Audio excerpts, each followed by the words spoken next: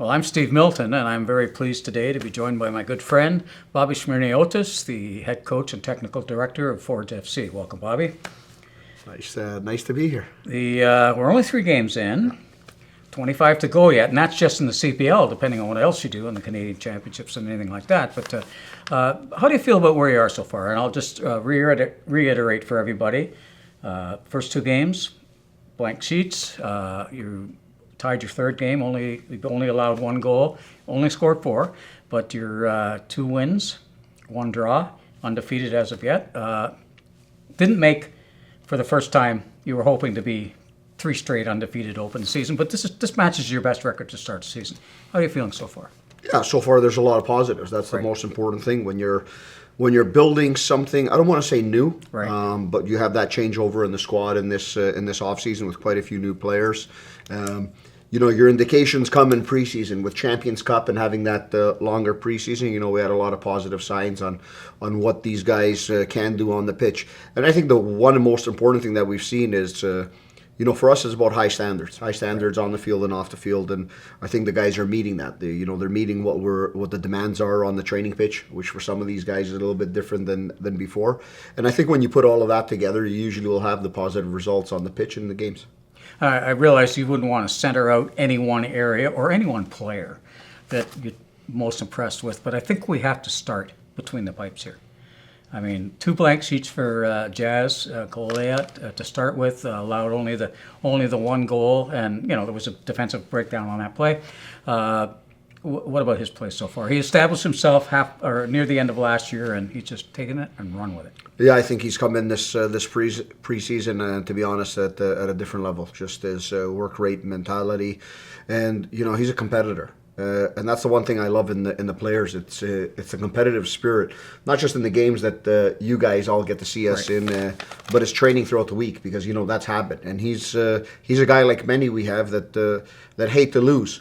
Sometimes that may kill some things in training. You've got 2-3 teams competing against each other, and at the end you have one group that just walks off and they're not happy. But it's been a great training session for us as coaches. And 30 minutes later, I think they've forgotten about that. But Jazz is excellent at that. He wants his defenders to work for him in front, and when they're not there, I think he does a great job of taking care of business. And I've talked about this for many years, Steve, that the goalkeeper at Forge needs to be a guy of a moment.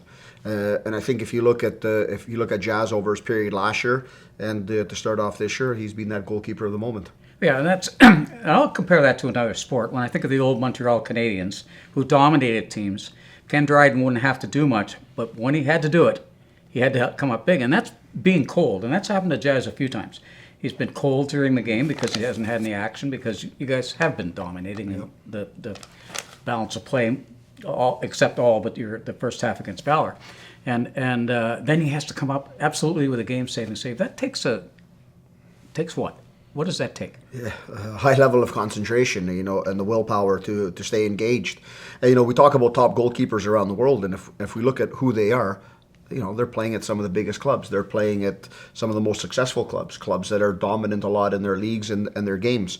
But why are they the best ones? Because in those moments that they're needed, they take care of business. For us here, that's something that he's proven. He's proven late last year as he got into the starting role, and throughout preseason and to start the season. For him, the most important thing is, because we know with goalkeepers, it's a steady position until it's not. And he came into the role last year after working very hard, but a unfortunate injury to Chris Kalongo, and that's what goalkeepers need to be. They need to be mentally strong, because everything can change very quickly. And he's taken that opportunity and he's running with it. Let's switch to a couple of other parts of the pitch here. You were hesitant to say it's a new team, but it's pretty new. Quite a few new players, and the 2 places that it's most noticeable, I think, are up front and in the back line. And starting with the front line, two new players, both familiar to the league, both familiar to people in this franchise. Brian Wright, a true striker, a big striker, a physical striker that can do a lot of things. And the guy, a really good playmaker that everybody here is familiar with, and Mobabuli returns to the team. Kind of significant that the last game both got involved pretty heavily. Brian got I would say a monkey off his back. He may not say that, but I'm sure it felt like a monkey, not scoring the first 2 games. Yeah, I think for every striker, they want to score goals, and we know that's what they're out there to do, and that's what everyone sees. In the background, the most important thing is that you repeat doing the proper things, the right things on the pitch, and that's something that he's been doing in the games that we've played. Whether that's stretching the opponent's back line, making the proper runs. And the most important thing for an attacker is just to stick to those simple things. One thing with our team is there's going to be opportunities in the box. Right. And that's what drew us to bringing a player like Brian here. It's, we know we're going to create situations. We know we're going to create opportunities in the box. And, once you get going, I think it's hard to stop. And, you look over the first 3 games. Have we been excellent in the final third? No, but that's something that we need to get better at. That's something that makes us happy where we are points-wise as well. It's that we know we haven't shown the best of ourselves, especially going forward.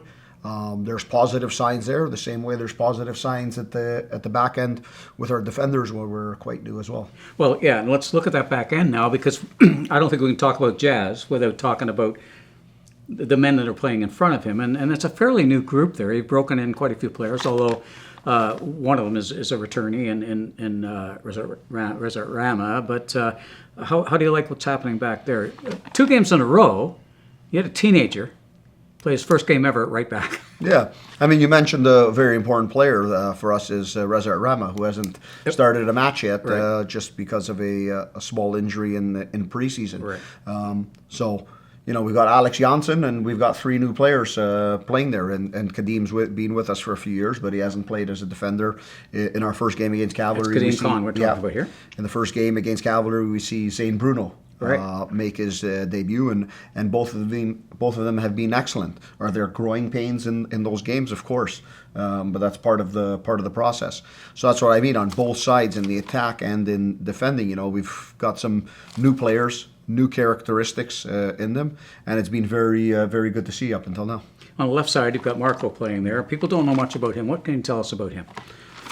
Yeah, very similar, to be honest, to Jasim. The only difference is, his competitive spirit comes out in Serbian in the training pitch. Right. The players don't really understand, but you understand, where it comes from. His desire to constantly compete, his desire to win. You look at Marco after we score a goal in a match, and it's as if he's been part of the first goal his team has ever scored.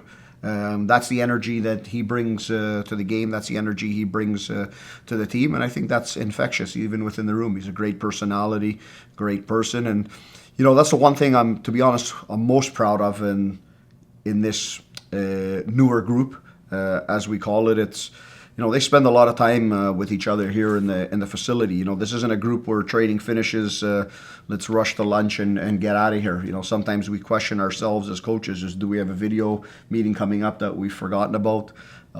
It's a group that's getting along very well, and that's important for success. That's important for the culture, and it's important for what we always want to have, which is high standards. Right. And you build that by the trust in the players. In how they interact with each other, so that when things maybe don't go great, they've got each other's backs, but at the same time, they can be upfront and honest with each other, which is important in a team. I want to, while we're addressing that, a team that tries to get close together, they actually, you're right, they spend here. I leave late. A lot of times players are leaving when I leave, and we just came right now from the locker room, and I've been around professional sports for close to 50 years. And I've never seen what I saw today. The players, and remembering they come from, I think, 9 different cultures or 10 different cultures on this team.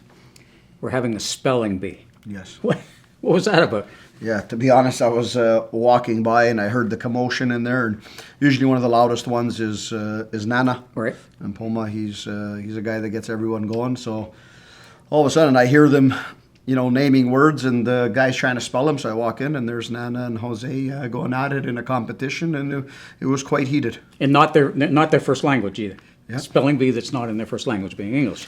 We'll get to Nana next time we talk, because he's been, I think you have to be a soccer person to understand what he's been doing these 3 games and what he eventually looks like. He looks like he's at home in this league. We'll talk about that a little bit more now, but I want to go back to end this session with 2 of the things you have emphasized this year. One of which is a kind of a combined thing, which is you want your attackers to be more aggressive offensively, your defenders to be more aggressive offensively, and your attackers to be more aggressive defensively. Yes. And the other thing you talked about was being much better on set pieces, given how often they decide things, especially later in the season. On the first one, the aggressiveness of sort of the reverse roles of the front and the back. Yeah, and our front guys, one thing that, to be honest, and we were very good last year, but Yep. we were very poor in, in the one key metric, that's PPDA, and that's the amount of passes you allow an opponent team to make per possession. That's something traditionally we're, whether between 9 and 10, and last year that ballooned up to 15, and there's different reasons for that. That has to do with some tactical decisions we made as a staff, but I like our teams to be more aggressive, and that has to start from the front. So that's a challenge we've put on the players, not to be passive sometimes with the opponent on the ball. And I think that will help us. It takes a lot more energy out of the players. That's what Brian's been doing very well. He's Yes. really harassing goaltenders. He's Right. forced some bad decisions. Goalkeepers, central defenders. Noah Jensen's been excellent at it to start the season. And the second thing is in our sustained possession, sometimes the lines are a little bit too far apart, where our defenders are a little bit further back, which gives gaps for an opponent if they get the ball to be able to hit on counterattacks. So we want the lines and the distance between everyone to be a little bit shorter. So here's the thing I tell the defenders, the quicker the ball gets up, that's the quicker you have to move up. So if you decide to play something a little bit longer in the game, that's going to be the signal where you actually have to put in more meters and more high-intensity runs Right. and more sprints. And that's the nature of the game, because we want to make sure that we keep those lines as close as possible. And I'll just mention from where I stand, the ability to do that kind of pressure depends on having some bench depth, because those guys can't go 90 doing that, most of them. I mean, a guy like Alex does, but most of them can't go 90, so the bench strength is on that. And what about set pieces? We only have about less than a minute now, so if we could talk about the set pieces. I watched, I think, before the last game, you had 15 or 20 balls in each corner. That's a lot of set piece practice, and it's paid off. Yeah, I think, the biggest thing is we've just discussed being sharper and more concentrated in training sessions, because this is details of the game that are very important on both sides of the ball, whether you're serving or whether you're defending. And, we're the team that's had the most corner kicks in the history of this league. That's all due to our forward momentum, our ability to get into the final third, to extend half spaces and all that fun stuff. But, you need to have a better percentage of converting. So bigger challenge on the players and how we train set pieces, the focus we put on them, a little bit more video, a little bit more understanding as to what we're doing. And I think over 3 games, it's paid off. We've scored a couple of goals from set pieces, but we, even against Valor, we've been excellent. We've had 3 fantastic opportunities, and they've all come off of something we've worked on the training ground. Bobby Smyrniotis, thanks so very much. Thank you very much, Steve.